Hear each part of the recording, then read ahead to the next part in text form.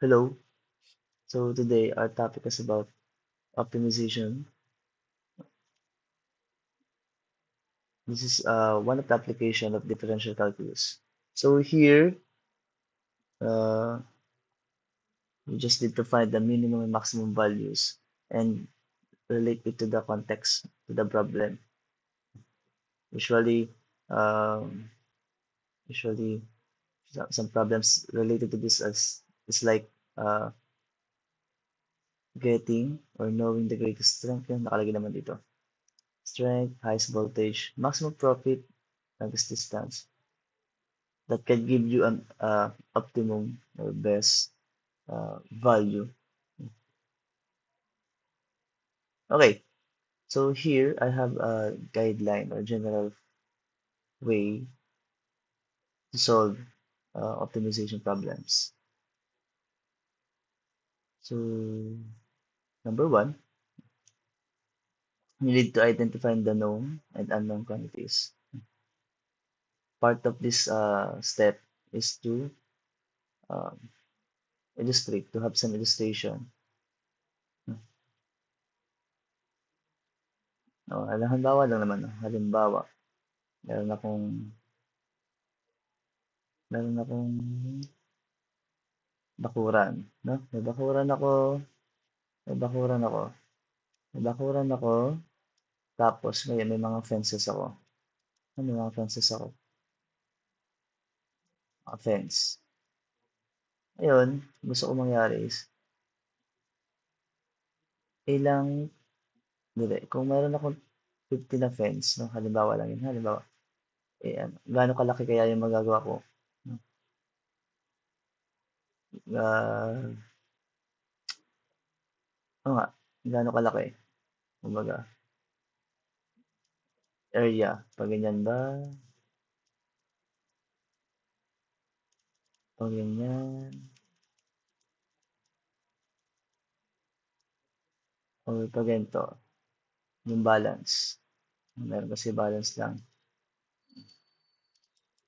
Kumbaga yung maximum na ah, maximum, ayan o, napon ko na, yung maximum na size na pwedeng na ipasok dito, no? Parang balance kumbaga. So part of that, no, ilagay mo rin, identify mo rin kung ano din yung mga binibigay sa yung given, no? Anong mga dapat mong hanapin. Okay? Next, write the main equation, number 2. So pag ganyan, area naman yan, no? Sa context ito, area. So ano bang formula ng area? So area, length times width. Length times width lang naman yan. Usually, ganyan. Okay? Ano pa? Baka mamaya, pwede magamit mo to. Yung perimeter. Pwede yan, perimeter, something. Or, sinabi dito yung length daw is equal daw sa dalawang width. Hmm. Pwede yan. Ilagay mo lang itong mga equation na pwedeng gamitin. Kasi, pagdating sa number 3, you need to reduce the equation to one variable. Yung main equation mo, i-modify mo, lalaruin mo. So that, yung independent variable na meron tayo dito, halimbawa dyan, no, is isa lang. Yung, di ka, kung mapapansin nyo, meron tayong independent variable na L, at meron tayong independent variable na W. No? Paano kaya yan magiging isa? No? Paano yan magiging isang variable lamang na makita ko independent? So, pwede kong gamitin is itong second equation. Di ba? Si L daw is equal to 2W. So, i-rewrite ko siya. Pwede siya maging ganito. Or, in short, we have, yan, di ba? Bagong equation. Kung makikita nyo,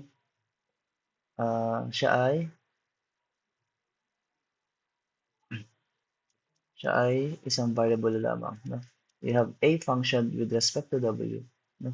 A of W equals 2W squared.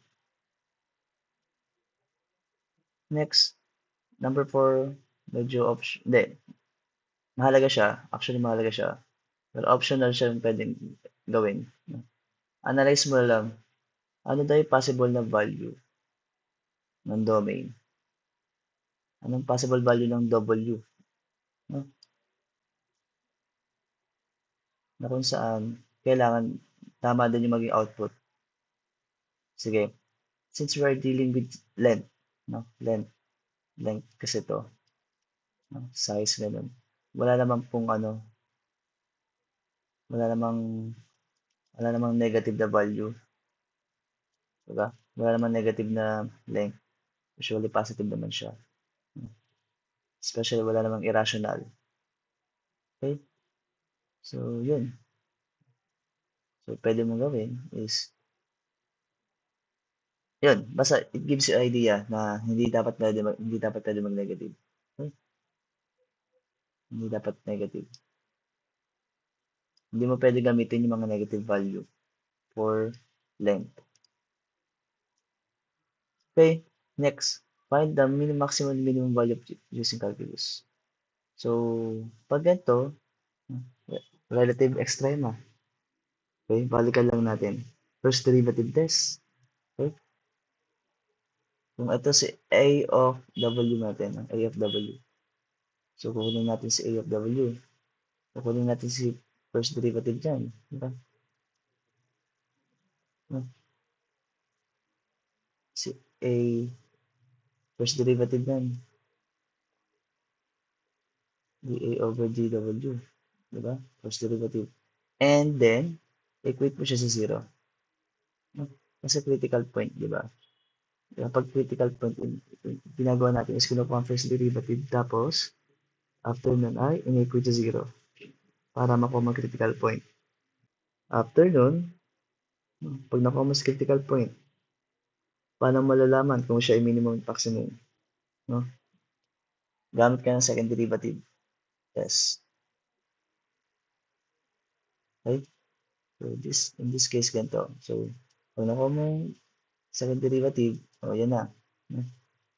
Kapag ang slope mo is greater than 0, so, then, ito ha, greater than 0, anong ating conclusion dyan?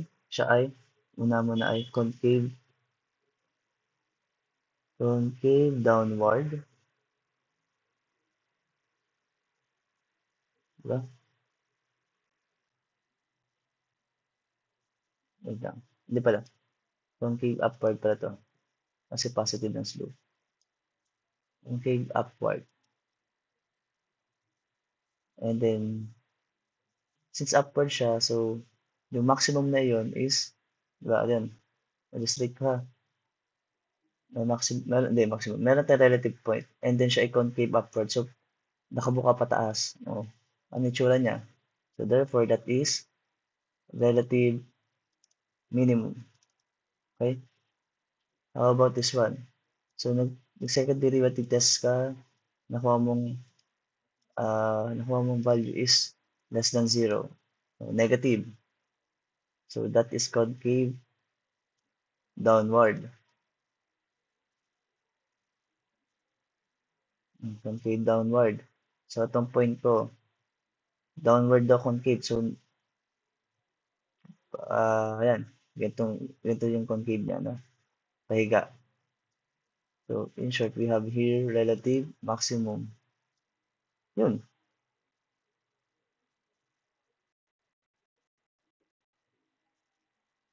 O, di ka sa case ito, tinatanong ko, yung maximum. No? So, ang gagamitin mo, syempre, ang gagamitin mong critical point is yung critical point na nag-concave downward. Check mo. Yan. General lang naman yan. Yung general overview. So,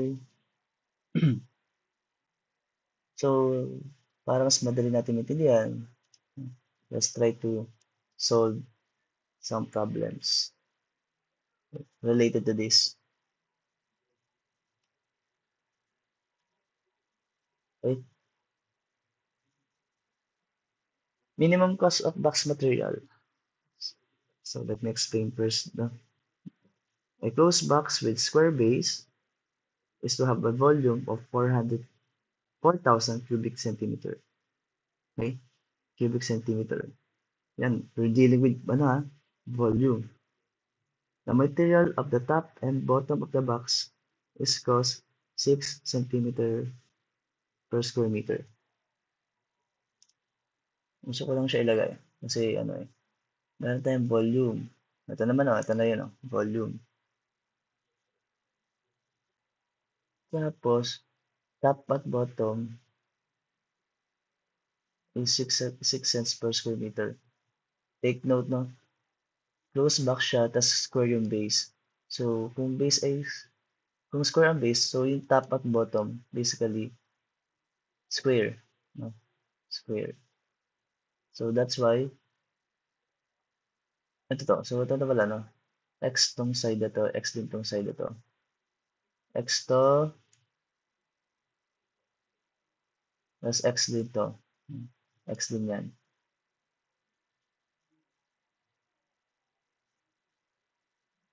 So, yun nga. So, in short, yung X natin is equal to the length of sides of the square base. Tama naman.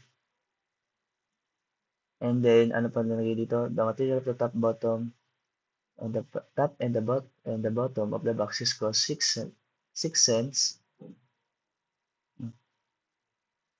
6 cents per square meter, no? X squared. Eh, anong sabi dito yung top and bottom? So, dalawa. Times 2 yan.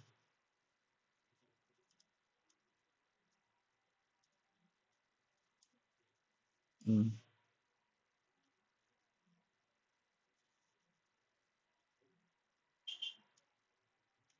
X squared. Okay? Dalawang beses. Mm. Yung X squared ay area ha. Area yan. Yan yung square base. Eh, since dalawa nga, di ba? Top at bottom Top at bottom. O kaya 2. Ano pa? The material of the sizes cost 3 cents. No? Side daw. So, 3 cents yung isa. Tapos, side. Ano ba yung side? Square meter. No? Square meter. So, area ng side. So, itong si Y. Ito, tama. Ito si Y. Itong size niya, di ba? Tatawa ko kulay. Ito si Y. Itong size niya. Ito si X. O, itong side, di ba?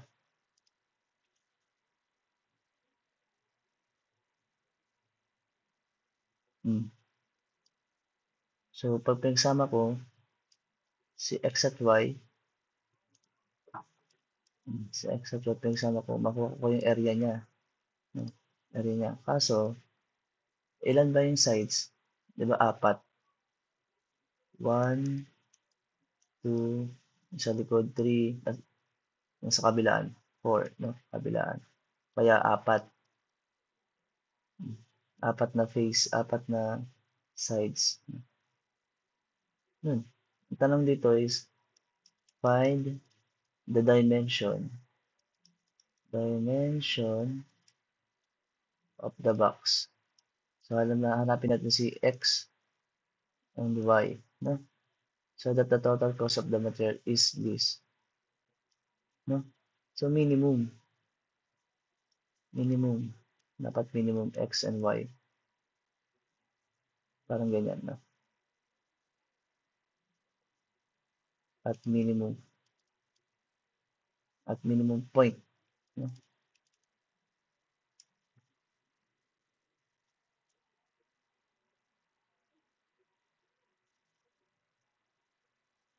So that yung total cost daw is mababa. So pag ibig sabihin, i-add pala natin to, no? Pagsamahin natin tong cost nila. Kailangan, pag pinagsama ko siya,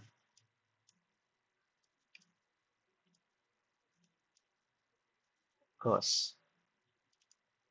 Kailangan, pag pinagsama ko siya, mababa lang yung,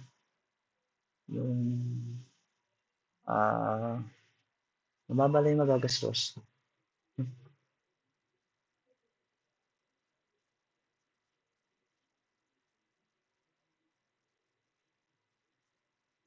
Bumaba lang yung mga gastos. Pero still, no, kailangan ay ang volume niya ay ito, naka-fix na 4,000 centimeter cube. Yun eh, yun lang naman kasi hinahanap. Ayusin ko to ah. So,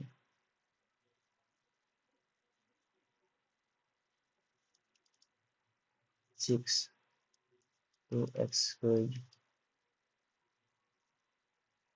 Hindi. Pagsamahin natin. So, ito ay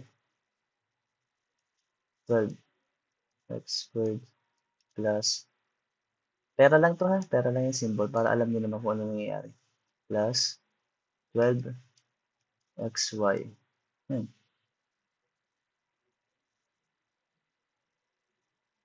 Ngayon, itong case, no? Kailangan natin ma-reduce to equation na to kung saan isa lang dapat yung independent variable. Kasi kung makita nyo, meron isa, meron dalawa. No? Dalawang variable lang dito. Paano kaya? Ano kaya ang another equation pwede natin kunin? Pagkuhanan ng value ng y. I-analyze. Ano pa yung mga value na hindi pa natin nagagamit? Ito. Hindi pa natin nagagamit itong 4,000. No? Yung volume. Yung volume natin na equal sa 4,000 centimeter cube. Paano ba nakuha itong volume? Isip-isip. Saan ba siya nangyayari? Saan ba siya nanggagaling? Teka, kung i-illustrate natin to, kung bago gamitin natin to, yung kabuuan na 4,000, no, na volume, centimeter cube, ay nanggaling siya dito sa base na x times x or x squared, tapos sa y, no, size. So in short, we have here x squared and then times y. Yun, laruin lang natin. So possible, no, from this equation, pwede natin makuha yung value ng y, di ba? So kung equate lang natin, no, ang value niya, nakuha natin dito, is that y equals, ano ba? 4,000 over x squared. Yan. Kaya substitute lang natin. We have here z equals 12x squared plus 12x times, ano yun? 4,000. Diba? 4,000 over x squared. Yun. Kung makita nyo, na-express na natin tong equation na to. C of x into one variable, one independent variable, which is nabibigay, di ba? Kung makita nyo. Yan, nire-rewrite ko lang siya. Sinisimplify ko lang. Cancel to, pwede ito ma-cancel. No? Cancel. Magiging ganito na siya. Pagsamahin ko to, ito ay 48 over x. Yun. So, yun. So, paano nandito na tayo, no? Ito na yung equation natin. Main equation natin na pwede gamitin. Kung gusto niyo, lagyan niyo ng equation number 1, 2, 3, pwede naman. Kung gusto niyo. Wala namang problema. Ano kaya pwede natin gawin? Sunod.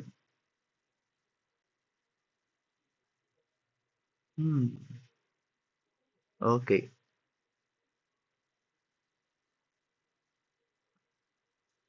Analyze. So, ganito.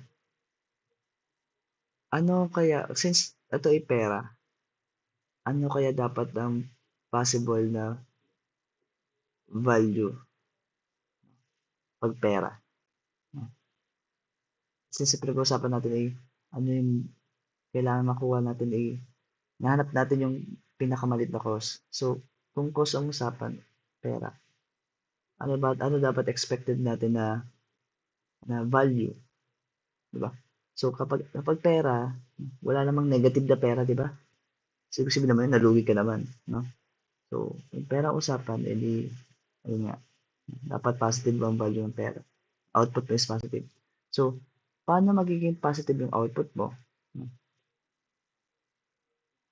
Make sure lang natin, ah, make sure lang natin na yung x natin as much as possible is hindi magne-negative pati, no? Bakit?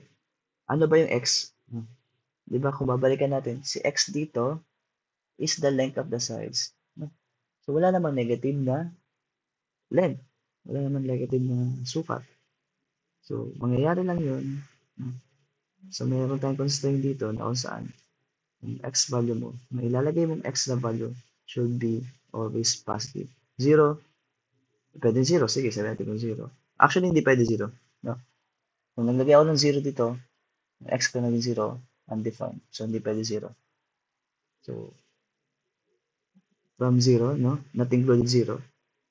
Zero, parenthesis zero, up to positive infinity. Yung domain ko. Sulat ko lang.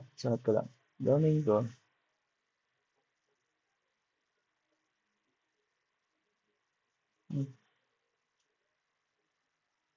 so at least aware ako na pag ganyan,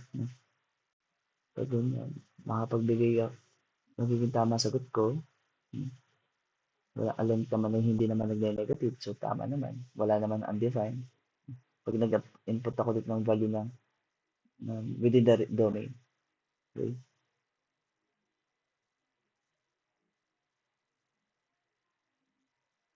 Okay na.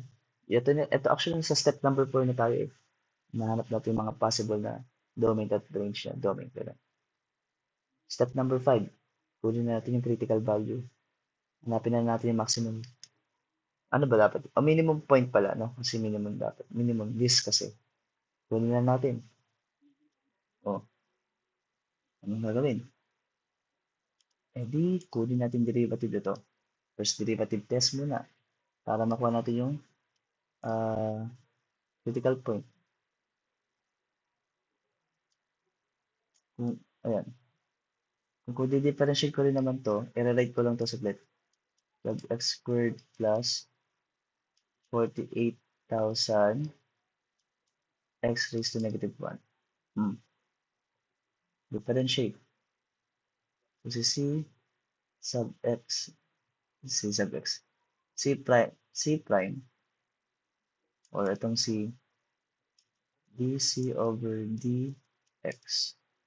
Okay, pinakita ko lang. Is, ano ba derivative niya? Derivative niya ay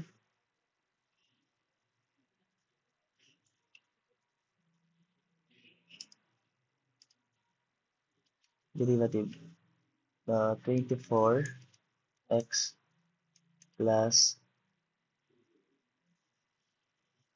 or minus na siya, minus 48,000 over, wait lang, ito muna, x raised to negative 2, first derivative. Okay, nakuha natin first derivative. So, paano natin gagawin siya? Paano natin makuha ang critical point?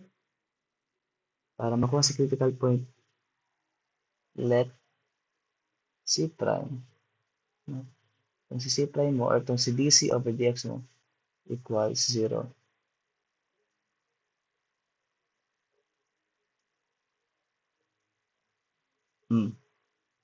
So, nangyari, so we have 0 here equals 24x minus 48,000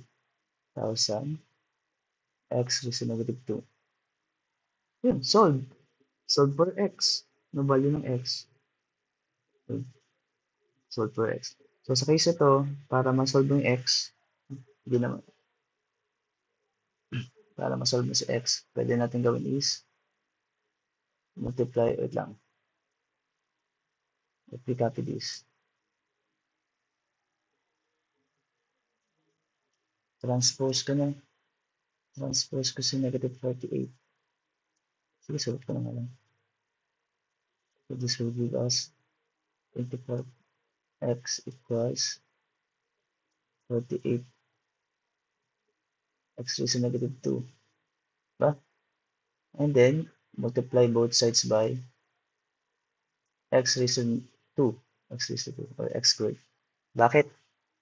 Para naman ito mawala. Para naman mawala yun. So this gives us 24x cubed equals 48. Yun, solve for x. So anong x natin dito? X, basically x, di ba? X natin dito is, wait lang. So sa 48 mo, divide mo kay 24. Yan, ito na. 2,000, actually 2,000. Cube root of 2,000. And this cube root of 2,000 is approximately equal to 12.6 centimeter.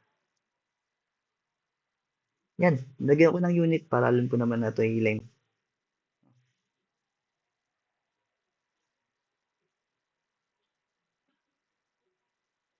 Yan. So ito na yung critical point natin. Ang tanong, aalamin naman natin, no? Paano natin siya malalaman na ito ay relative minimum o relative maximum? Confirm natin. So gamit tayo ng second derivative. Okay? Pwede ba maglelet lang ako ng maglelet para alam ko kung nasan ako.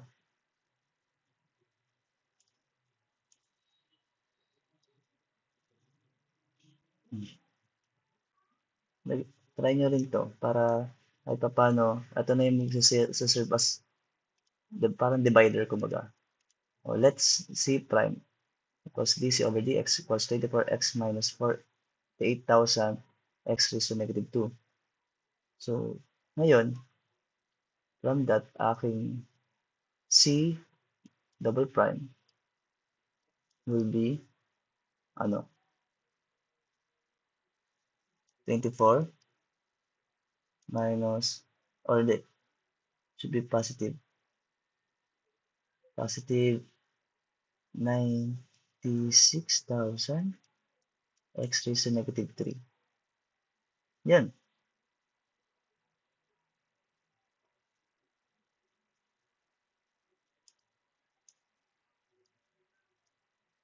Okay?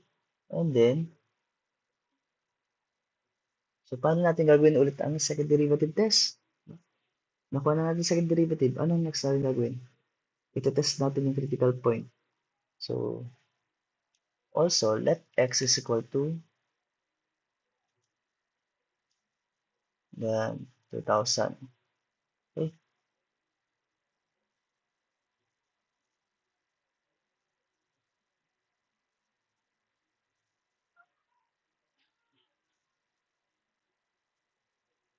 So, this gives us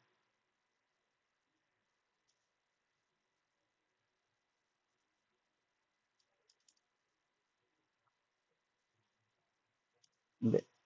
Ito gawin ko. C double prime of cube root of 2,000. Okay. Para alam ko nagsasubstitute ako. Is equal to 24 plus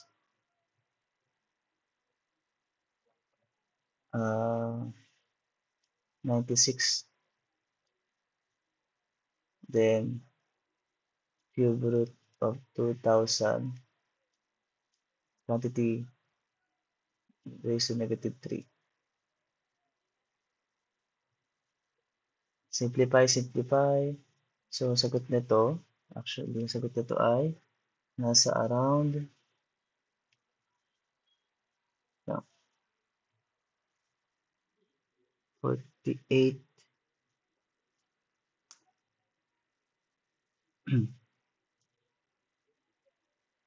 So, we have 96 here. Sulat ko muna para alam nyo na yan. 24 plus 96. 1, 2, 3. So, itong 2,000, taba? Tapos naka-ratio sa 3. Hmm. Magiging itong 24 plus 96. Magiging 2,000 sa baba. Okay?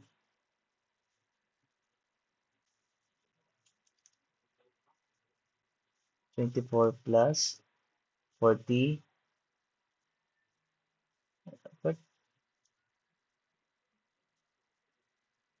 48 nga.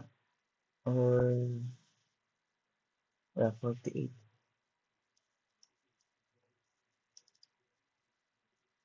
48 plus 24. Ano siya? 72. Okay. So, nakuha natin is C double prime of cube root of 2,000. That is 72. Since where C double prime is greater than 0, it is positive, right? Positive slope, positive value. So therefore,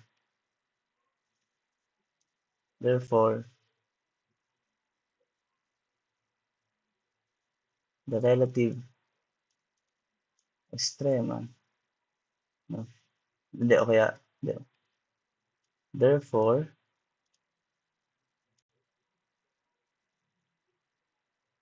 the C function, pwede yun. The C has a minimum value, has a relative minimum value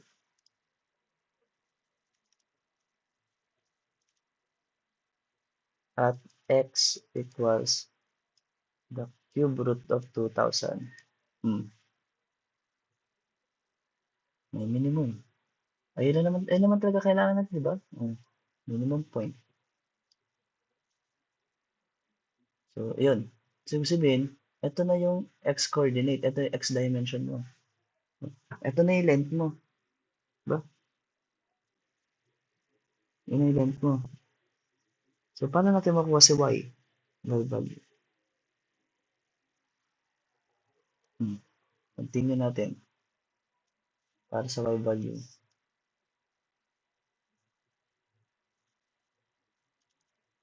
Since, optional lang naman to, no? Pero mas maganda kung meron kayong ganitong sulat. Mas matutuwa ako. Mas papabor sa inyo pag ganito kayo mag-solve. No? May mga konting abubot ba? Hindi dire-diretso solve. Ano? Kasi hindi naman tayo pare-pares ng understanding. Maganda nga kung may mga ganitong wordings din. No? Since x is equals to cube root of 2,000 and this is the length of the square base. Diba? Ayun ba yun? Square base yun, diba? Length of the side of a sphere. Length of a side. Length of a side of a square base.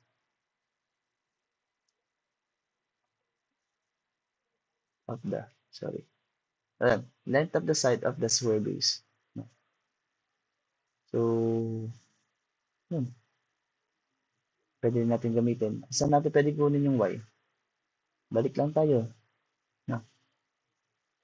Yan. Madali naman natin na-trace kasi ito lang naman yun. Y is equal to this one.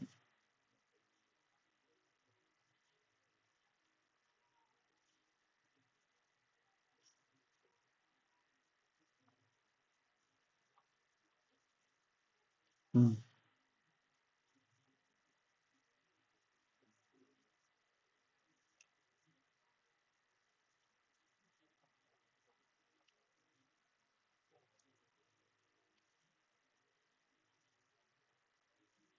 So this becomes 4,000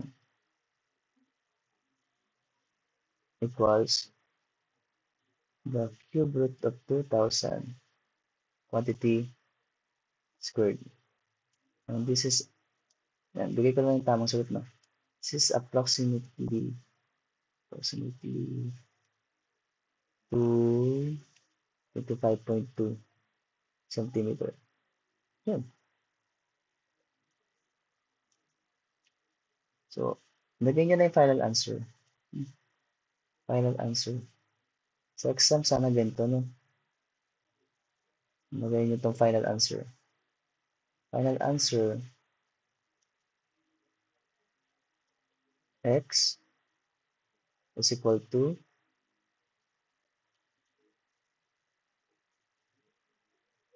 1, ba? Y is equal to 25.2. Wait lang, approximate lang, hindi siya equal actually. Approximately equal to 25.2 centimeter. No? Dapat may unit tayo. Yun kasi hinahanap, no? Dimensions. Okay. Yan. Ano yun? Okay.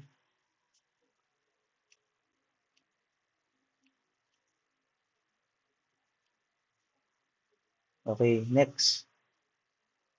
Another example. Okay. Greatest volume.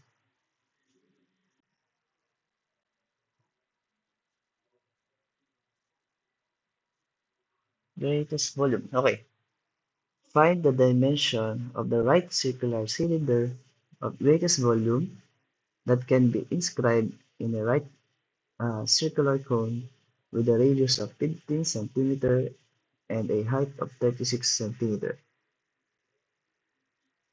Pag sinabing inscribe, yung pwede mo ma makuha, no? Kapag meron daw tayong right circular cone. Ito yung kanya illustration, no? Kung makita nyo. And then, meron sa loob nun, pwede tayo maka-inscribe ng right circular cylinder. Okay? Tinatanong dito is, ano daw yung dimension doon? Kung saan, dimension ng right circular cylinder natin, kung saan, yung pinakamalaki, no, na pwedeng makuha mo sa isang right circular cone.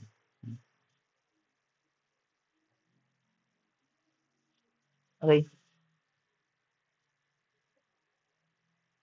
so nag-arrive siya sa ganitong illustration. Bakit kaya? Ito kasi yun, no? Bigyan ko lang kayo ng rason ng bakit. Ang formula kasi dito, or hindi ka pinapahanap, formula kasi dito is, di ba, hinahanap natin, excuse me, wait lang. Di ba, hinahanap natin yung dimension ni cylinder. No? Kumbaga, volume. No? Volume ni cylinder. So, ano bang volume ni cylinder? Ano ba ito ng ano ni cylinder? Cylinder. No? Volume ni cylinder is equal to pi r squared plus height. No? Yun. Ang gamit kasi natin dito ay ito. We let x equals radius and y equals height. So, this time, maging ano siya? Pi x squared y. Okay? Yun. Kailangan lang naman natin is kalahati. Radius. So, yung illustration nito, kalahati lang. Kaya kalahati lang. Hindi siya as a whole. Okay lang yun. At least reasonable naman yung illustration kasi kalahati nga lang kailangan natin. Radius.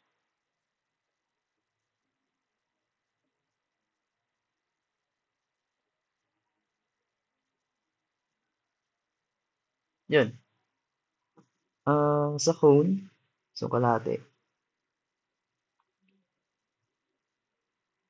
So, bigay naman yung radius niya na 15 centimeter, base radius. And as well yung height na 36 centimeter.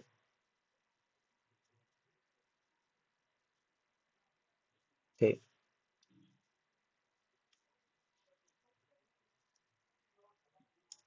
lagay ko lang Find dimensions of a right circular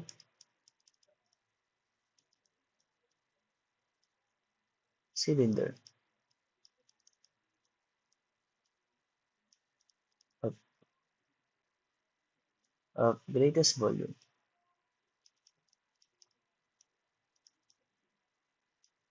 that can be inscribed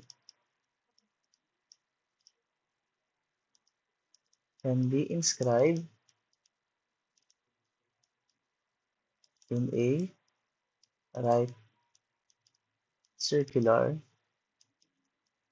cone.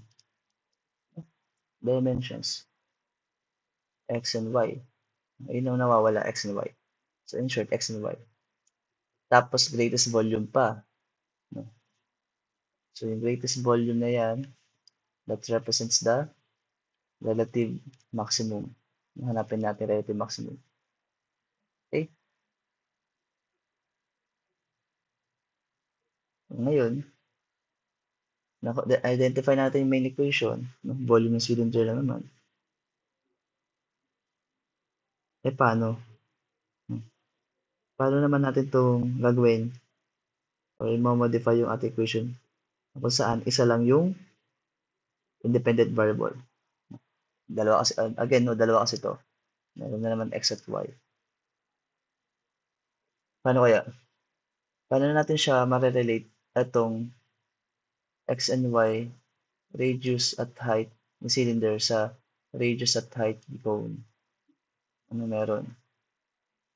Take note. No?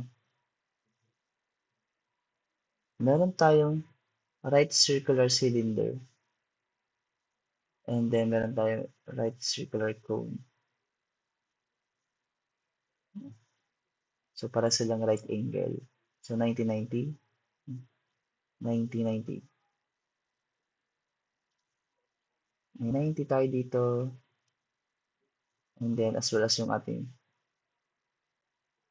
ating cylinder, 90 degree din. Okay. Intindihin mabuti yung illustration. Yung ito. Intindihin mabuti. Ang haba ni cone, ito yung haba ni cone. Yan yung H. No? Yan daw yung H. Yan yung H. Ang lapad ni cone,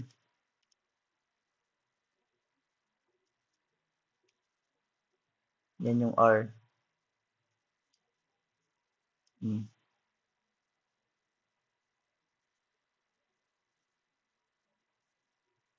Ngayon, gusto na natin makita itong si Y. No? Ang tanong dito, ano meron? No? Bakit natin ginagawa yan? Bakit natin ina-identify yung mga ganyan? Ano bang relation nila sa isa't isa?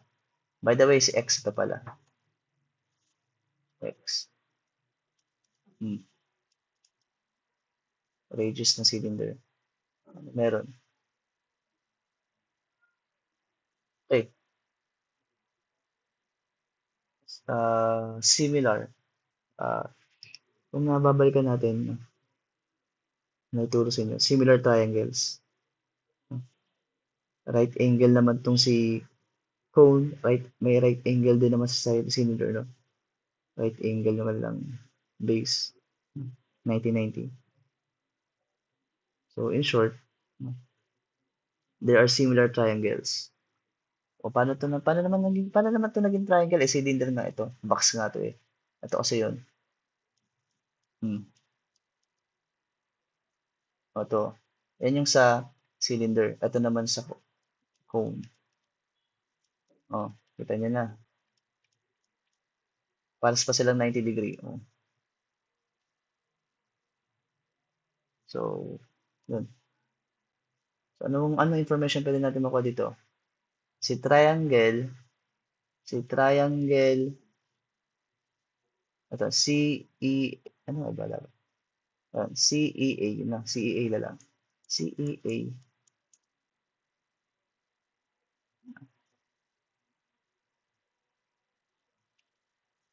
and itong si triangle, BFA. Let's say BFA, no? BFA.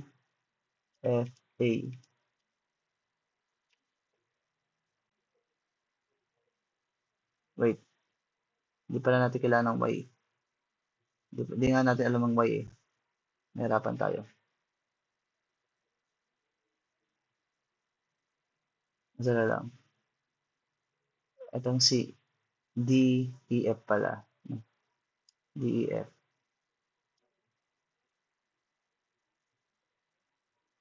DEF. DEF. DEF. Ba't naman naging DEF naman? Ba't naman ito na? Ba't ito na yung ating hinahanap? Ba't naman yan na? Ba't naman to? Akala ko ito po hinahanap natin cylinder. Eh, bakit ito na? Okay. Ang goal lang naman kasi natin dito, okay, ang goal natin dito is to relate, no? To relate the values ng sa cone at cylinder. Okay. In short, merong meron dapat tayo mga variables na involved, no? Involved ito, si h minus y. Involved si variable na ng cone at cylinder. Okay. Ulitin ko to Pakita ko kung bakit itong ginamit natin.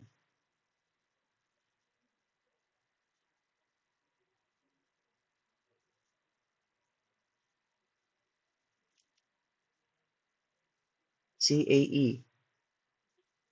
Okay.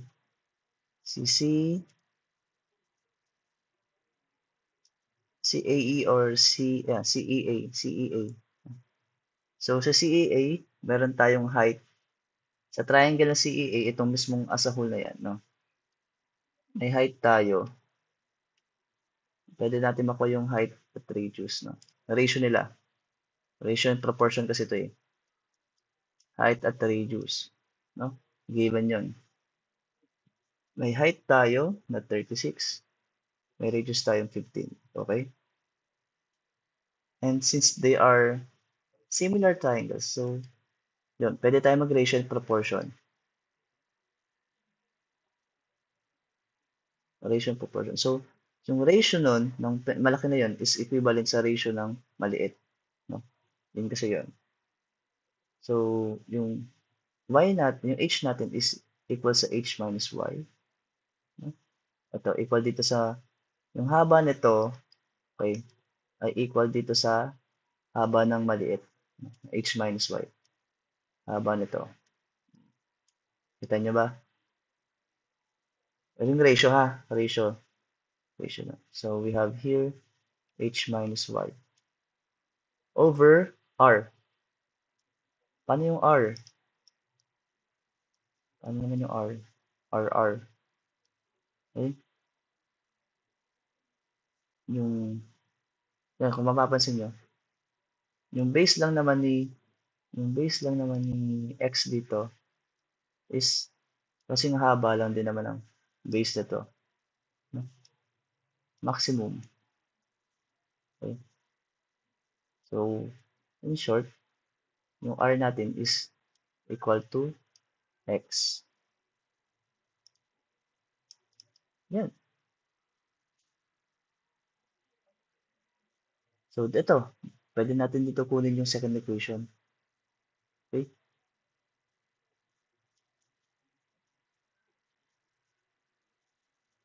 Since h is equal to, ano ba yun, 36 centimeter, and then tong r natin, radius is equal to 15 centimeter, substitute. So we have here 36 over 15 equals 36 minus y over x. Laruin natin. Okay, balik pala tayo dito sa cylinder. Alin dito, di ba? Alin ang gusto nating alisin or i-replace? X ba or y?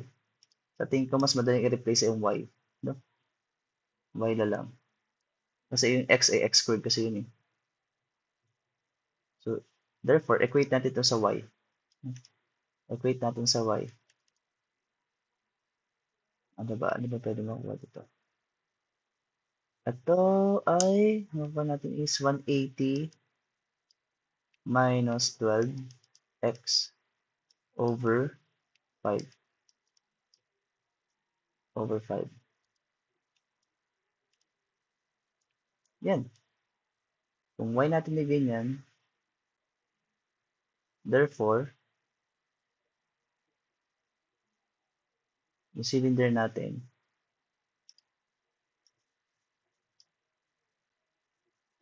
ito na yan. Tayo ay nasa na, step number 3 ha. Minamodify na natin yung ating cylinder. Volume ng cylinder. Yung main equation natin, minamodify na natin. Gawin ko na lang V.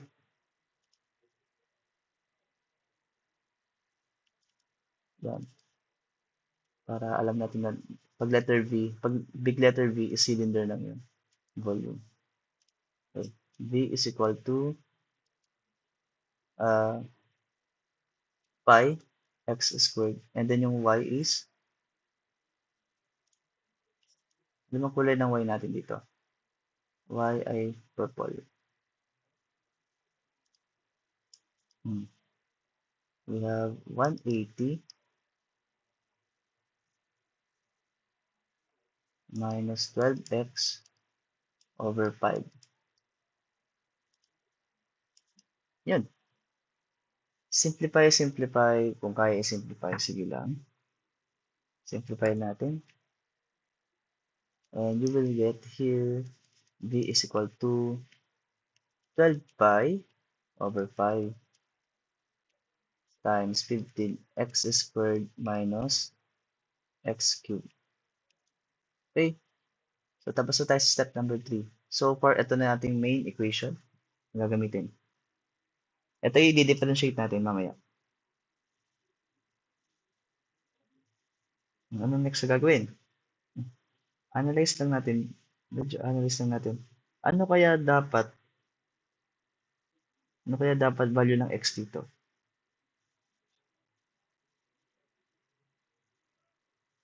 Yung value ng x natin dito hindi dapat lalaki, no? Kung isip ito, first of all, dapat positive kasi ito yung length, no? At the same time, pwede naman mag-zero. Pwede naman mag-zero. Pero kung a-analyze ito lang, itong equation na yan. Okay? Hindi dapat siya lalagpas or lalaki ng 15. No? Kasi pag nag-15 yan, hindi, I mean, mas malaki sa 15. Kung pag lumaki ng 15 yan, edi, ito, kasi squared lang naman to, ito naman ay cube.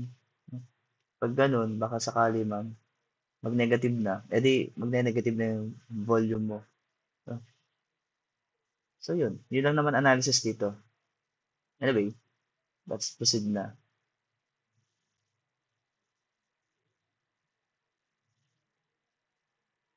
Sabi ko dito, solve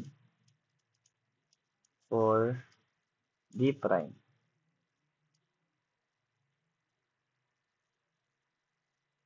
Kung ito ang v ko, so yan ang v ko, ang d prime.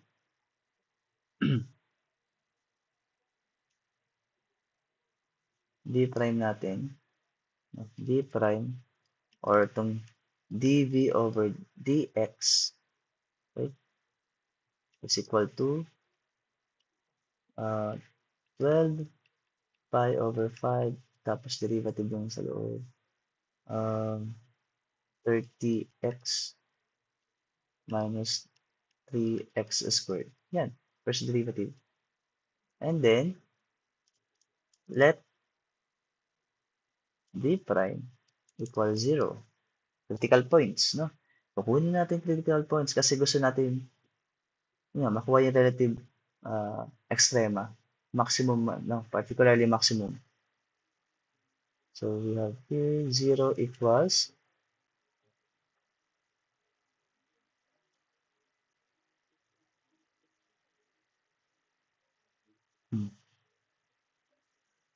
yan. Laro-laruin. So, makuha natin dito, x is equal to, hindi, mamaya, magkakamap tayo sa dito. Dito tayo sa point na 0 equals 30x minus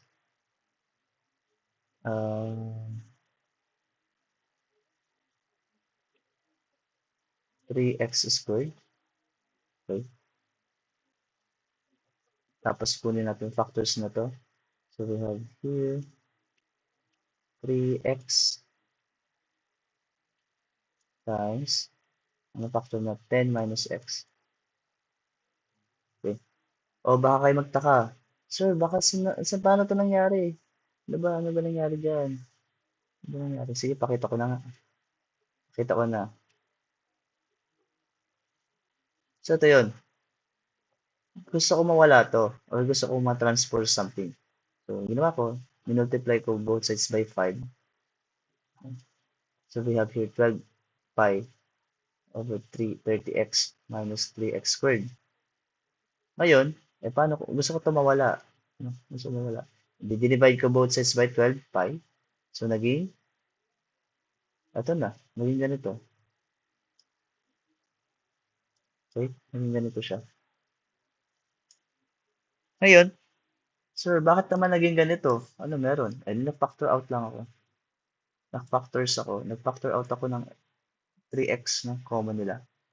Eh ngayon, paano yan? Kunin natin yung root. Kunin natin yung value ng x. So, the first one here, we have 3x equals 0. And the other one, we have 10 minus x equals 0. Basically, our first value of x is equal to 0. And the second one is positive 10. Yan, dalawang critical points natin. Anong susunod na gagawin? Kung may critical points tayo, tingnan natin kung yung mga critical points natin, yung mga candidates natin, okay? Ay relative minimum or maximum. And pero ang goal kasi natin is relative maximum. Tama, di ba? Yun. Yun. Tingnan natin. Second derivative. No. Yes. Let d prime equals, ano nga ito? Ito. Ayan mo, sulat mo lang ulit kahit paulit-ulit ka na. At least alam ko kung nasan, alam niyo kung nasaan na kayo. No? Okay lang yan. Huwag kayo manghinayang magsulat. Nandiyan na. So, yan ang v prime mo. Ang v double prime ko ay, v double prime ko is 12 pi over 5. Tapos, 30 minus 6x. Yun, solve. Evaluate natin.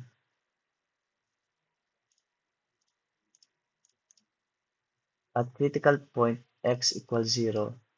And then, at the critical point, x equals, ano ba yun? 10.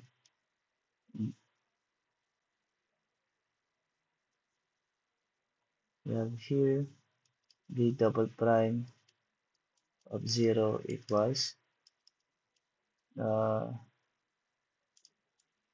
pi over 5 times 30 minus 6 times 0.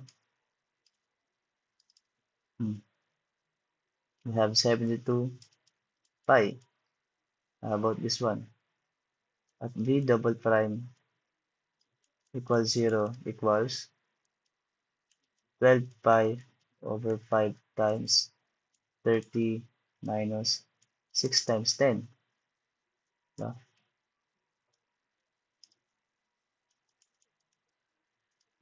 So, this will give us 72 pi negative. O ngayon, anong gagawin natin sa value na to? Paano ko siya malalaman na ito ay relative minimum at relative maximum? Recall, ang pinaka una nangyari. Balik tayo dito.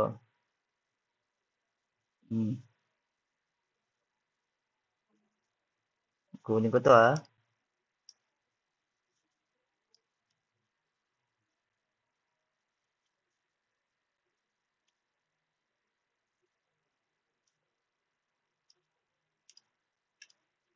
Okay. So, instead of A, gawin kong B.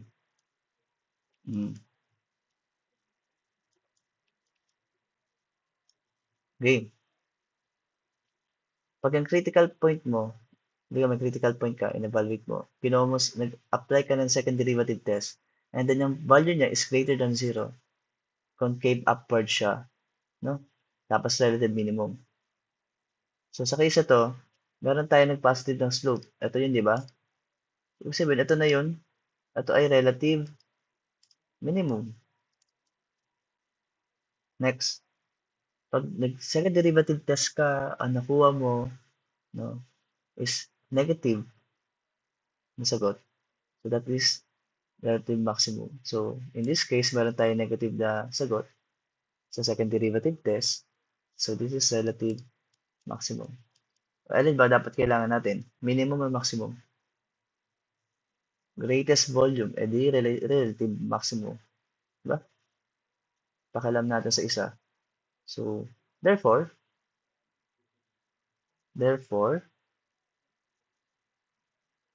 wait, therefore, at x equals 10, no? Ano ba pwedeng sabihin? Or ito na lang. Bigay ko na muna yung side ko dito. When x is equal to 10, v double prime is greater than 0, ay less than 0. So therefore,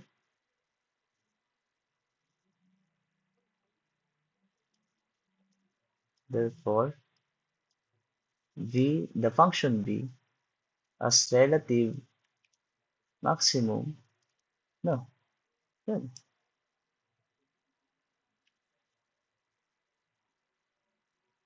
Ano pa? So, ang x mo is isa sa mga dimension, no? Cylinder. So, kung nakuha mo na sa x, kunin naman natin yung y. No? Kunin natin yung y.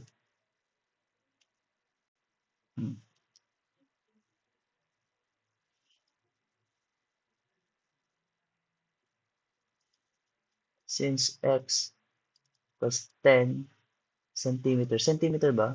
Centimeter kasi yata nandun. Centimeter. Okay.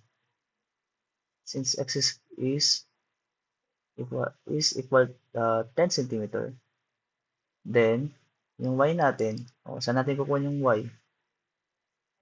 Y natin ay, alin ulit yan? Saan natin ginawa? O, ito, Y natin.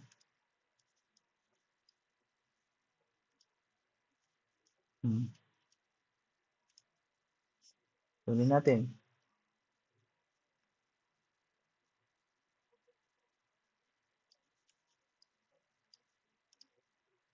O, equals, ano siya? 180 minus 12 times 10 over 5. Anong Y? Y natin is 12.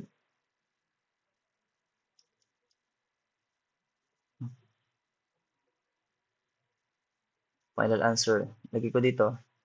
Final answer. Para hindi tayo mahirapan, ilagay nyo yung final answer na maayos. No? X is equal to 10 centimeter, which is yung radius. Tama, di ba? And then yung Y is equal to 12 centimeter, which is yung height. Radius of cylinder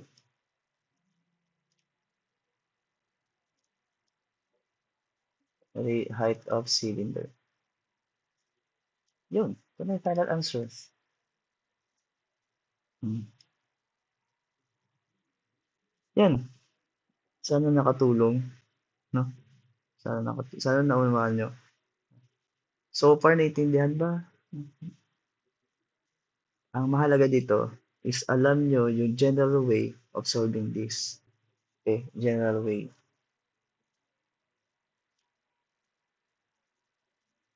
Okay, last na. Last example. Yan. Tayo ay mag-transcendental. May sine at cosine dito. Okay. So, same lang din. No? The largest lateral surface area na pwede natin makuha. Given that we have a right circular cylinder, and then we inscribe, and then no, then it is inscribed in a sphere of a given, yeah, sphere of given radius. Find the ratio of the height to the base of base radius of cylinder having the largest lateral surface area. Ito, medyo abstract lang. Hindi, ito. Ang hinahanap dito is yung ratio ng height to the base. Okay. Height to the base. Find ratio of height to the base of the cylinder.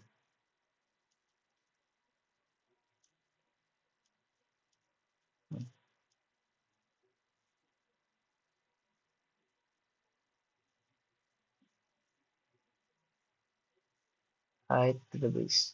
So, H over R. Ito kasi yun. Kung i-drawing na natin, ilagyan na natin ng corresponding notation or variable. So, yung R natin, small letter R, is the constant radius of the sphere. Constant radius of sphere. Yung big letter R, the radius of cylinder. Small letter H, the height of cylinder. Theta is the angle at the center of the sphere, subtended by R. Anyway, yun.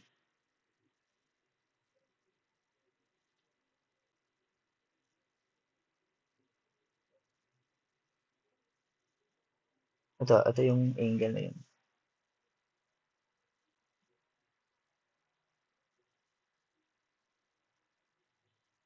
Wait lang para...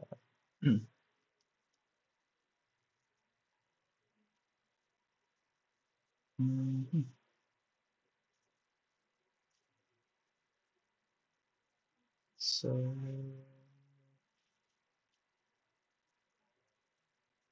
yan. So, angle, baka hanapin yun. Ito yun. Ito yung theta. Yan. Yun yung theta. Okay?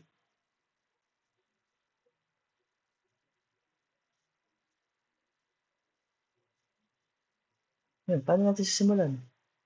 Ito na namin nahanap, no? Ratio ng height to the base. E di, yun. Nakuha naman natin yung known, mga known values and unknown. May illustration naman tayo. Nagbigay na rin ng illustration. So, paano? Hanapin natin yung formula na pwede natin gamitin dito. Na related dito. Find the ratio of height to the base of the cylinder having the largest lateral surface area. So, bali yung pagbabasehan mo dito ng pagkukuha ng height and base, radius ng cylinder, is yung lateral surface area. No? Lateral surface area ng sphere.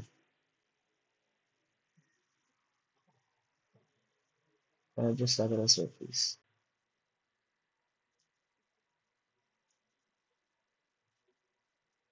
Sphere cylinder. Actually, hindi pala. Sa largest lateral surface area ng cylinder pala. No? Ganyan. Okay. So, ang main formula natin na pwedeng gamitin dito is itong S, no? Wait lang, lagay ko muna, lateral surface area.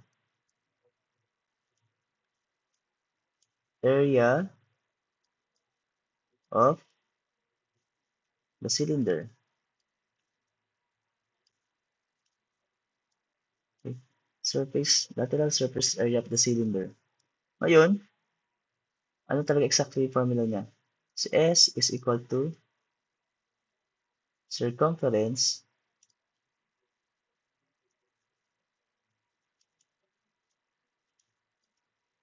times height. No? Circumference times height. Ito ko to. Baka magmukhang X. Yan. Times height. And then, yung circumference na yan, that is equal to 2 pi r. Anong r ang gagamitin? Malaki o maliit? We're dealing with the cylinder, di ba? So, malaking r. 2 pi r times height. Height natin ay h. Okay. Yan. Or 2 pi r h. Diretsin ko na. So, ito yung ating main equation. Ngayon, hanap tayo ng second equation. Bakit tayo hanap ng second equation? Kasi kailangan natin ma-express itong main equation into one independent variable lang. Meron tayong dalawa, r at h. So, alisin natin isa dyan. Malin man dyan. Okay? Or basta, express natin into one variable lang. Tanong, saan natin kukunin? O ano pa pwedeng gamitin? Nagamit na natin si radius. Hindi. Actually, ito to. Nagamit na natin sa radius ng cylinder. Involved na siya. Si height din, involved na. Ito na lang kulang oh. Baka may paggamitan tayo nito.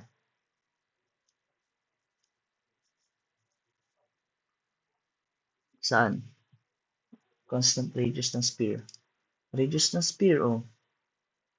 Radius ng sphere. Kung makita nyo, nag-form ng triangle dito, anong meron? Anong meron? Bakit kaya ganyan? So, parang sounds ano ba? Sounds familiar. Sounds familiar. No. Looks familiar ba? No. Ito yun. Tandaan nyo ba si yung circle? Yan. Si yung circle. May radius tayo. May theta tayo. Diba? Ano to? Ano kaya tong si x and y? Yan. Gagamitin natin yan. Okay? Ganun din yung case nun. Small letter r para gamitin natin. Okay? Yan ha. So, in short, gagamit tayo ng trigo sa katawa.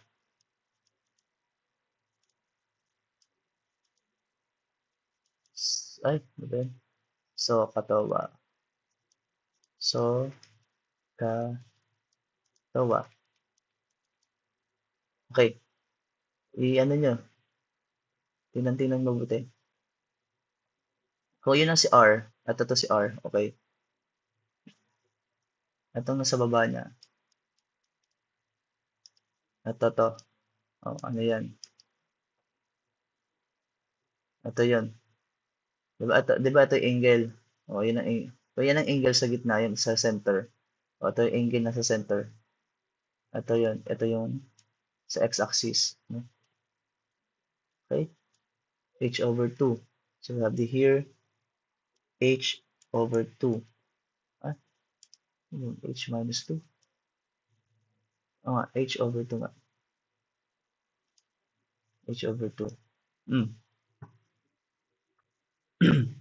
Paano natin makuha yan? XY. XY. Ito na, ba't nga XY gamit tayo dito? Anyway, ito naman kasi yun.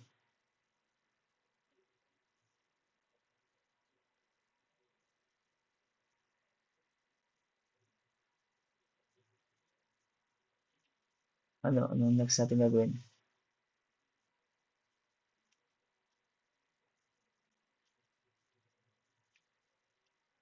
Yung XY na yan, yung X na yan, paano natin siya i-relate sa R at H? Radius and height ng cylinder. Actually, yes. I don't know. Di ba, yung atong point na yan, nandito kasi sa point A. Si point A na yan, actually, wait lang, ito to. Si point A na yan, ito na yan, si point A. Si point A yan. Tapos dyan pala, kung analyze nyo, bigay yan ng X and Y. Supposedly X and Y yan. Yan ay parang. This implies, no? This implies that these are, ito yung radius, diba? Ito yung radius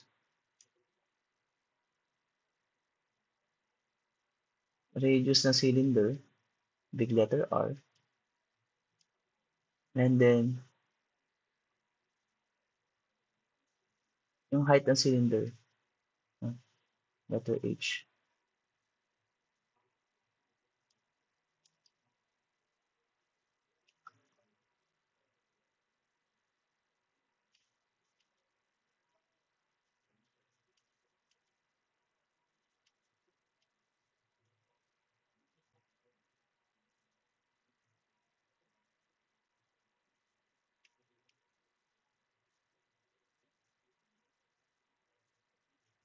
Okay, yun.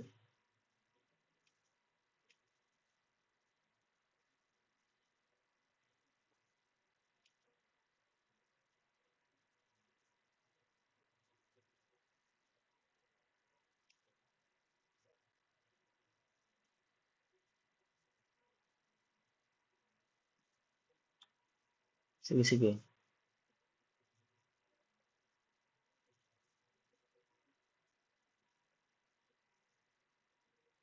HR. Okay, sige.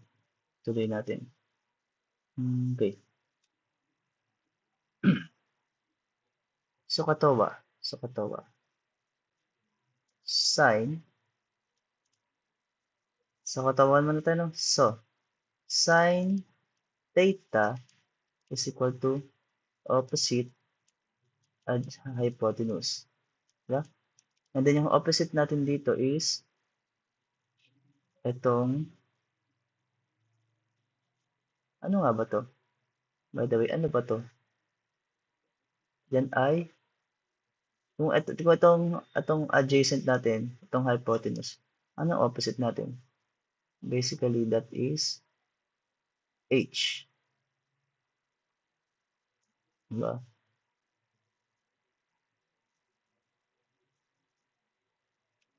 Wait. Titignan ko parang, baka kasi, baliktad. Di. Ang height pala natin ay R.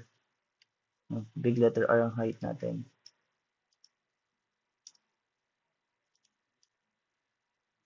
Ang haba ay is H. Yan. Yan. Diba sabi ko para may baliktad.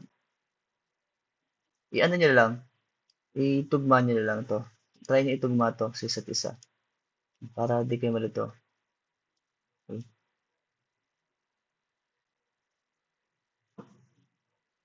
Yan. Kaya pala sabi ko para kakaiba. Opposite. So, opposite natin ay, by the way, ito si big letter R. Yan. Opposite ay big letter R. Hypotenuse is H over 2.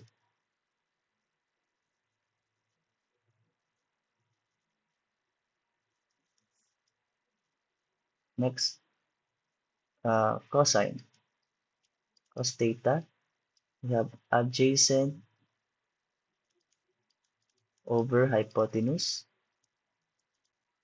Anong adjacent natin? Adjacent is, wait lang, mali pala to. Hypotenuse pala natin ay R, small letter R. Adjacent is H over 2, and then hypotenuse is R. Yan. Ngayon, laruin natin. So, paano yan? Paano to i-relate?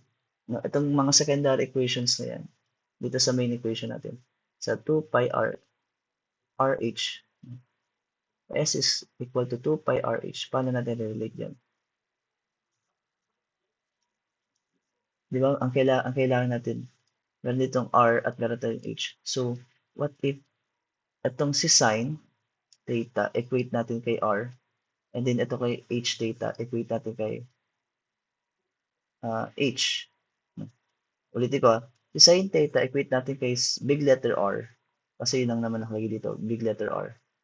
And then itong si cos theta equate natin kay H. Okay. So this gives us, ito muna no, i-rewrite ko muna. Sine theta equals R over big letter R over small letter R. And then, big letter R is equal to small r sine theta. Next, sa cosine, so we have cos theta equals h over 2 over r. Okay. So basically that is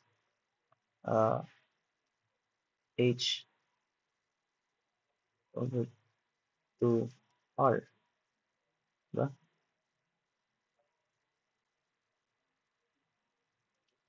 Tama.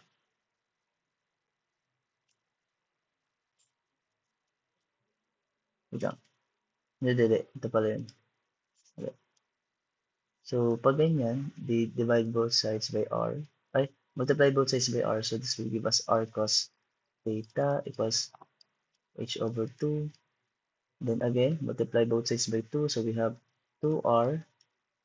Let's say h. Unahin natin si h.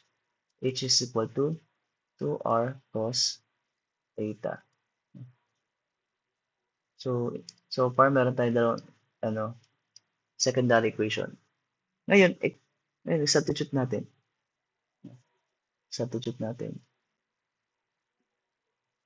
Pwede bang lagyan ko itong equation 1? Equation 1, equation 2, equation 3.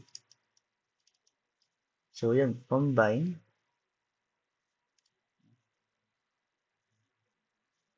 Okay, substitute equation 2 and 3 to equation 1. Yan, para alam nyo kung ano nangyayari.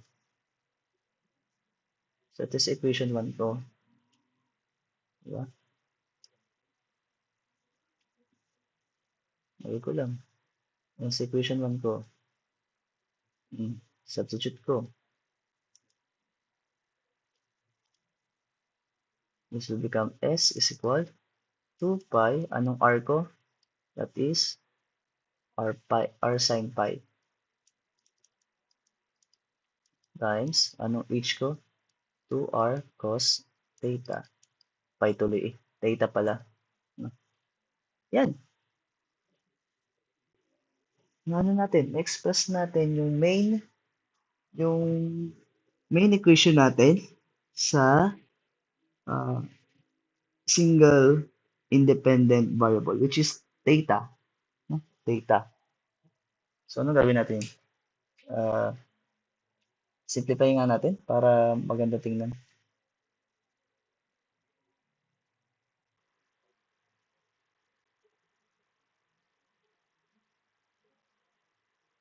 So, ito ay magiging S equals 2 pi. Ayun. Factor out para natin si R. Here, and we have 2 sine theta cos theta. Cos theta. And then, using the identity. No? Using the identity. Wait lang. Itong 2 sine theta, 2 sine theta cos theta, that is equivalent to 2, 2 sine 2 theta. Wait lang. Ito. Yan. Okay. Ito na yung ating ito yung modified natin na equation, main equation. Yan. Okay. Tapos, okay, yan ay nasa step number 3 na tayo. No? Step number 4.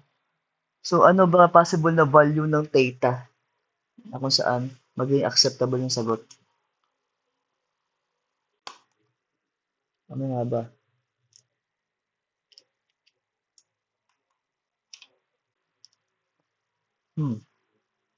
Ito to. Since sine siya, dapat tong value nito hindi pwede uh, pag sinod natin siya, nag-substitute tayo ng value ng theta dyan, hindi dapat negative. So, mga value dito na pwede mo ilagay is yung theta mo should pwede mag 0. Hindi, bawal mag 0 actually.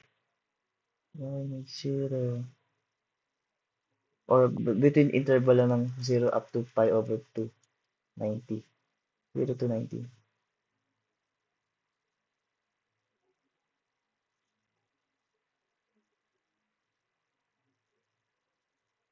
Kasi pag nag-0 yung theta, sin theta, ano ba sin theta? Sin theta ay sin 0. Sige, sin 0. Hanggang sin 0. Sin 0 ay 0.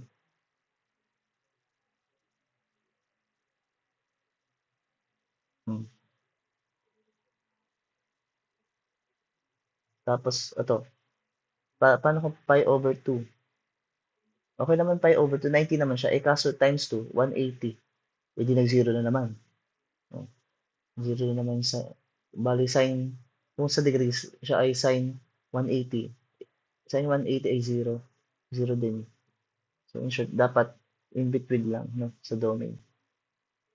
So, anyway, at basta ang goal dito is dapat to ay hindi mag-negative since ito ay uh, surface area. Area, no?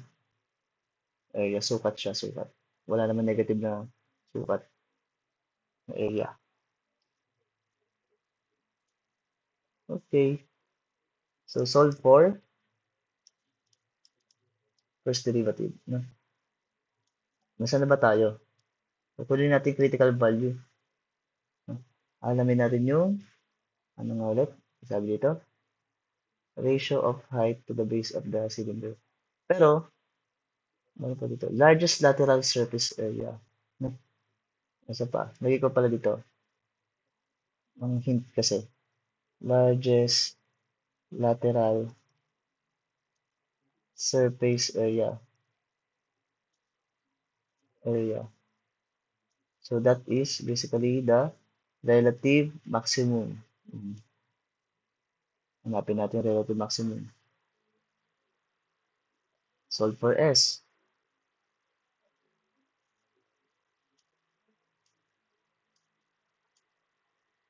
Solve for S. S prime. So, itong ating S state, ayan, kung yan yun, kung yan ating S, o ating ano ngayon, ang ating S prime, which is, ano ngayon, like this notation. So, we have ds over, sa natin ano, i-differentiate with respect to ano, yun muna question. Saan nga ba? 2 ay constant, pi ay constant. R. Paano si R? Variable ba siya o constant? Actually, no, siya ay constant. Bakit? Dito pa lang sa sinabi.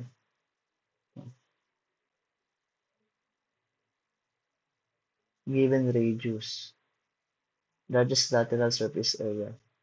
So we assume here that our radius is constant. No?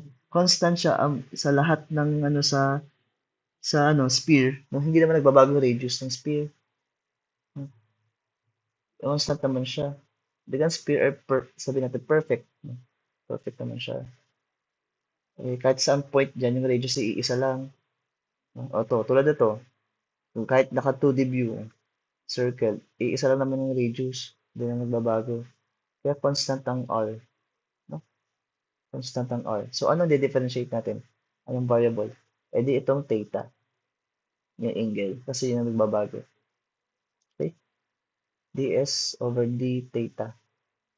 First order. So, ano na?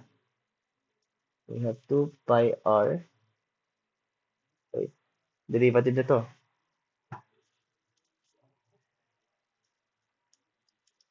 We have, ano ba? Ito ay magiging 2 cos of 2 theta. O, simplify natin. We have 4 pi r cos 2 theta. Cos of 2 theta.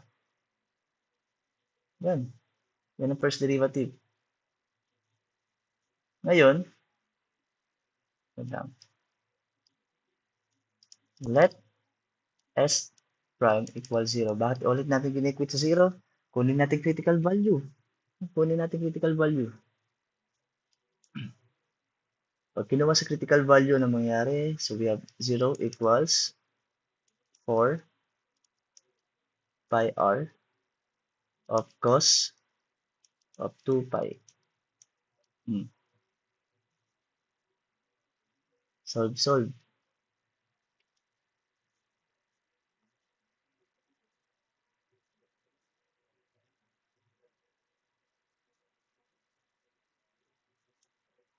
Okay. Pag sinod na dito, i-divide natin to both sides by 4 pi r. No? So this will become 0 equals cos 2 pi. 2 theta. No? Cos of 2 theta. Ngayon, ang gusto natin makita is theta. Okay. Natatandaan niyo ba sinabi ko dati? Dito. Alam ko natandaan niyo to. Posibleng hindi. Si cos theta equals x.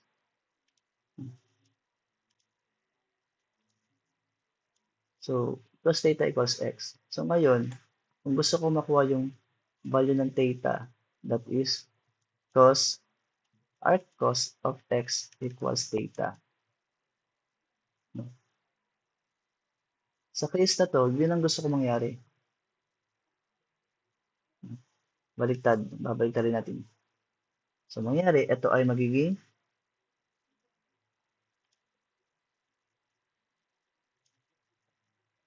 2 theta equals cos arc cos of 0. Hmm. Arc cos of 0.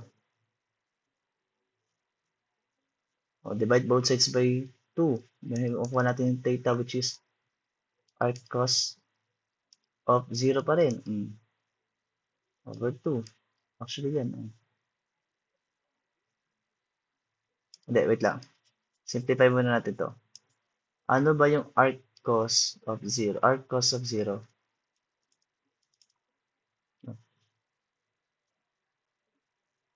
Arc cosine of 0. So, hindi ko siya like technically ah ah, ipapakita yung kanyang mga corresponding. Pero, sa point na to, no, sa point na to, ang arc cos of 0, ano to, sige,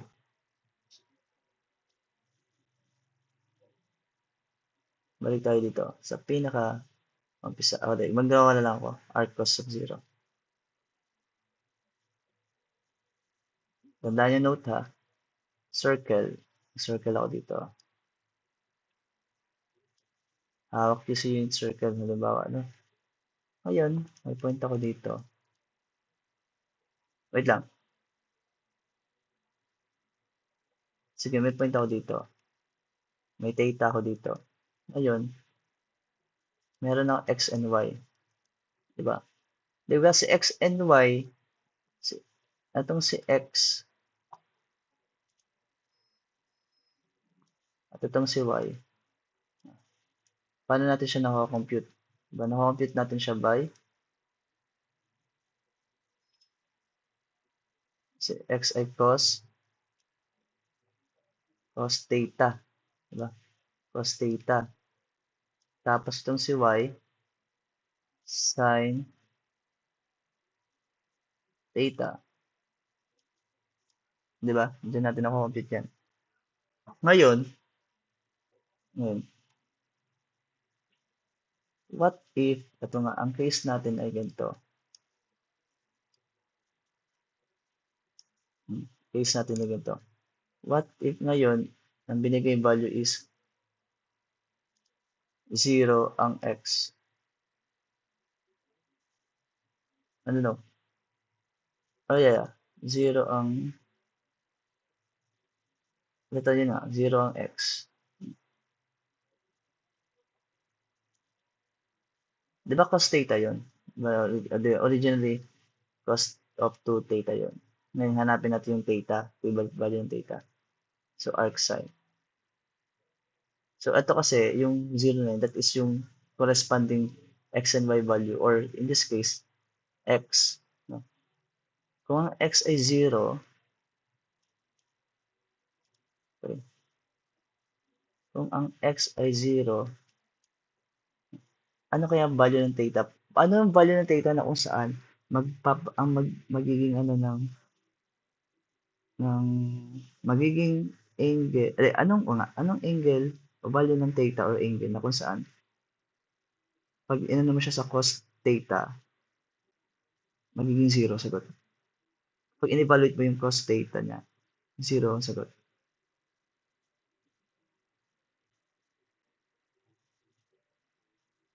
0 ang sagot. So actually, ito dapat yon. Hindi dapat siya nandito. Dapat siya ay ito. Wait lang ha. Diba ito ay 0, ito ay 1, ito ay negative 1. Diba? Tapos ito ay 0, positive 1, ito ay negative 1 sa baba. Ang tinatanong ko dito is yung x mo daw, yung x coordinate mo ay nag-equal sa 0. Ibig sabihin, possible na ang theta mo is pa ganito. Yan ang theta mo. O saan ang angle mo ay nandito. 0 yung iyong theta. Ay yung iyong coordinate. And then yung y mo, possible is 1. Yun.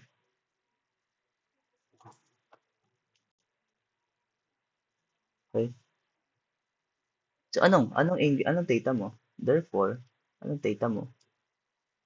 Theta mo ay, kung ito ay 0, ito ay pi, ito ay kalahati. So, this is pi over 2. So, that's why, ito, magiging arc cos of 0, that is pi over 2. Now, further solve natin. So, this will become pi over 4. Yan, nakuha natin ang ating theta. Pi over 4. Yan yung critical point. No? Again, ang context natin dito is critical point. Kinukuha natin critical point. And ang critical point natin is pi over 4. No? Check natin ngayon kung yung critical point na yan is a relative minimum or maximum. Okay?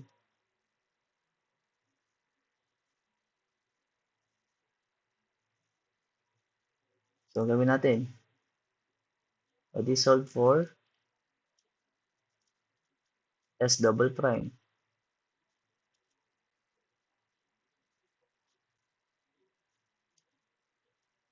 Kung ang S mo ito, S prime pala rather. Okay, kung yun ang S prime mo, kung yun ang S prime mo, anong S double prime mo?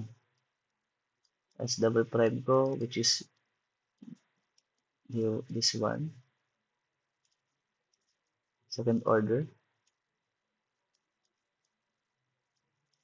with respect to theta, is equal to, we have uh, 4, 4 pi r, tas ito ay negative 2 sine 2 pi. Derivative niya. Simplify it, we have negative 8 pi r, tapos ito ay sine 2 theta. Yan. Ito na yung S double prime. So, evaluate natin. So, let theta equals, ano nga siya? Pi over 4. Yan. Pi over 4. Tingnan natin. Okay?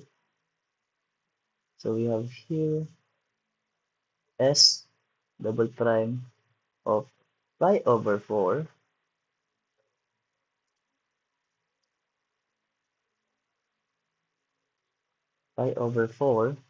is equal to negative 8 pi r times the quantity sine 2 pi over 4.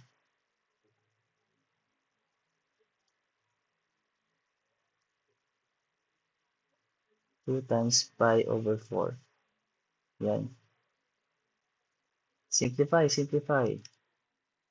Negative 8 pi r. Okay, ano to? So, wait lang. Lagay ko muna. Sine pi over 2.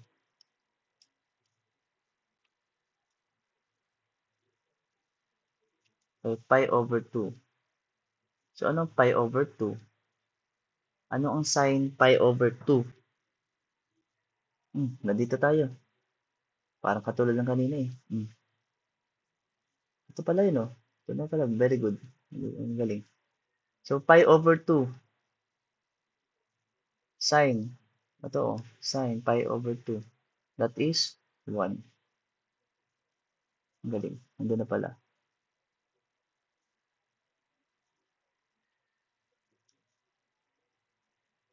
Equals negative 8 pi over r. Tapos, positive 1.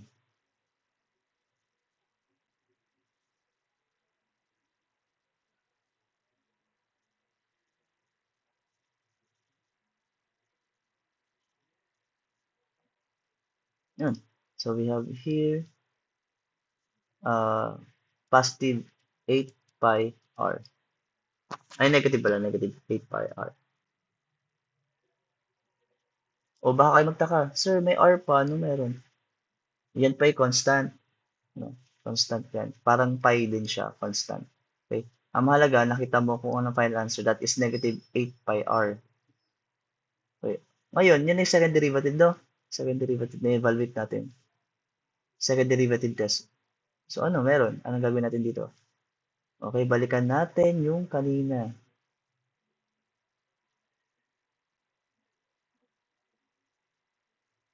Hmm.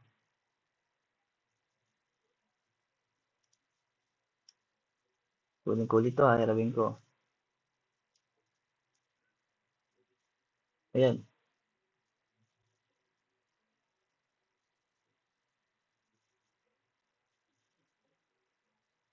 Okay.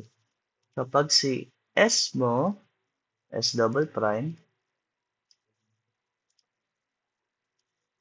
okay, is greater than 0, concave upward, relative minimum. S double prime is less than 0, negative, concave downward, relative maximum. Eh ngayon, ang sagot natin is negative. So therefore, no, when, hindi siya, when theta, no, when theta is ano siya, pi over 4, pi over 4. Si S double prime natin is less than 0. Tama. Therefore, si S natin, S function natin, has a relative maximum. Relative maximum na. Yun. No? So, galing. Nakuha natin sa relative maximum. Relative maximum. Tapos sa tayo dito. Nakuha natin ito. Okay na. O, paano naman to? Paano natin makuha yung ratio? HR. H over R. Saan ulit natin nakuha yung H over R? Hanap, hanap. Hanap tayo, hanap. At ito, oh. H at R.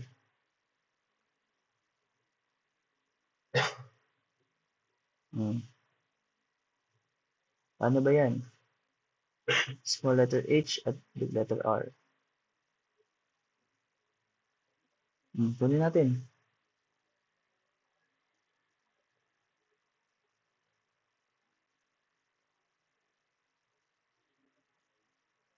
Kunin natin sa equation number 1, equation number 2.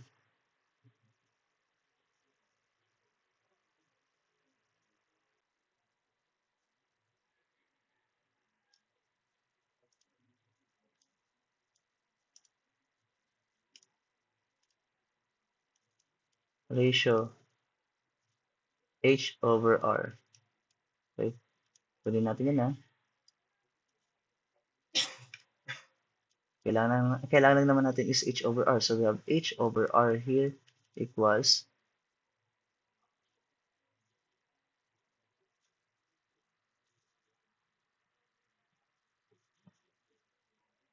uh, 2R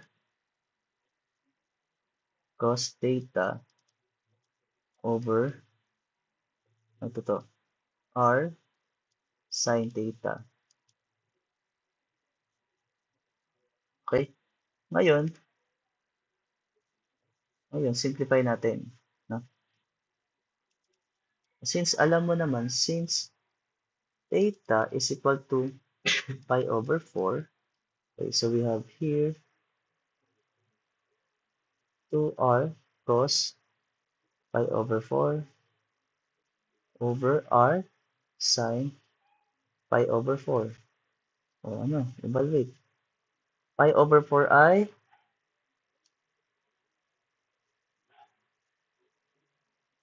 ito. Ang cos pi over 4 ay 0. Wait lang.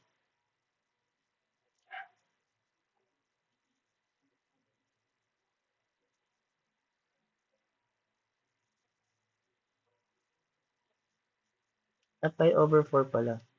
Hindi pala pi over 2. Ito kasi pi over 2 ano na. Pi over 4. Ano ba pi over 4? Ang pi over 4, by the way, ang pi over 4 ay ito. Dito. Sa unit circle. Gawa ko unit circle ulit ha. O hindi. Sige. Ibigay ko na lang. Equivalent. Yung cos pi over 4 ay, ano ba yun? Cos pi over 4, that is, uh, square root of 2 over 2. Okay? And then itong over,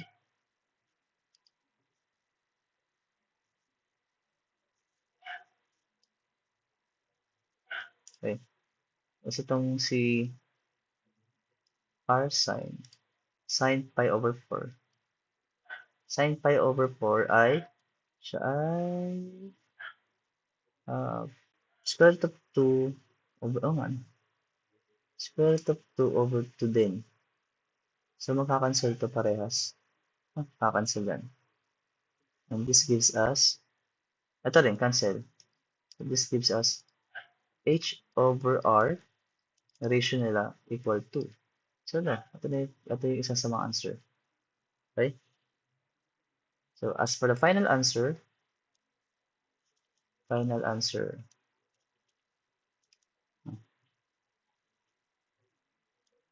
h over r.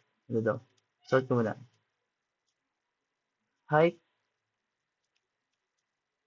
to radius ratio is equal to h over r equals 2. Yan, ito na yung final answer. Okay.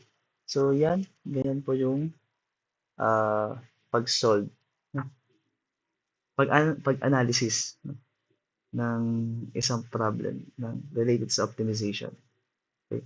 I hope naging malinaw.